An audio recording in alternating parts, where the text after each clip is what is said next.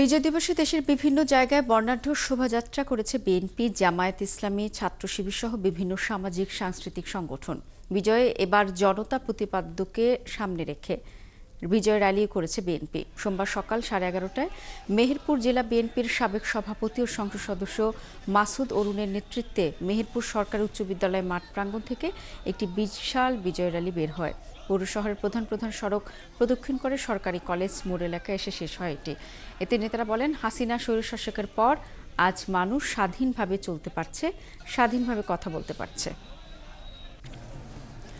নারায়ণগঞ্জের রূপগঞ্জে জেলা বিএনপির উদ্যোগে বর্ণাঢ্য বিজয় শোভাযাত্রা বের করেছে জেলা বিএনপি ও এর অঙ্গ সংগঠনের নেতাকর্মীরা। সকালে ঢাকা সিলেট মহাসড়কের ভুলতা এলাকা থেকেও র্যালি বের হয়ে সড়কের শাওঘাট এলাকায় হয়ে ভুলতা এসে শেষ হয়। বিজয় দিবস উদযাপন উপলক্ষে সাতক্ষীরায় বিএনপির বিজয় র্যালি অনুষ্ঠিত হয়েছে। পৌর বিএনপির আয়োজনে সকালে নিউ মার্কেট মোড় থেকে বিজয় র্যালি শুরু হয়। পরে তা শহরের প্রধান প্রধান সড়ক প্রদক্ষিণ করে খুলনা রোড মোড়ে শেষ হয়। সংক্ষিপ্ত আলোচনা সভাও অনুষ্ঠিত হয় সেখানে। মহান বিজয় দিবসের শোভাযাত্রা করেছে ঝিনাইদহ জেলা বিএনপি। বেলা 12টায় জেলা বিএনপির আয়োজনে শহরের ওয়াজির আলী হাইস্কুল মাঠ থেকে শোভাযাত্রা বের করা হয়। শোভাযাত্রাটি শহরের বিভিন্ন সড়ক ঘুরে চুয়াডাঙ্গা স্ট্যান্ডে গিয়ে শেষ হয়।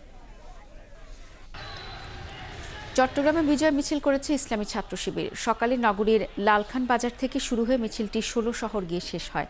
পরে সেখানে সমাবেশ অনুষ্ঠিত হয়। সেখানে বক্তারা বলেন, তরুণ প্রজন্ম আইনের শাসন, মানবাধিকার নিশ্চিত হবে এমন একটি রাষ্ট্র চায় যেখানে কোনো বৈষম্য থাকবে না।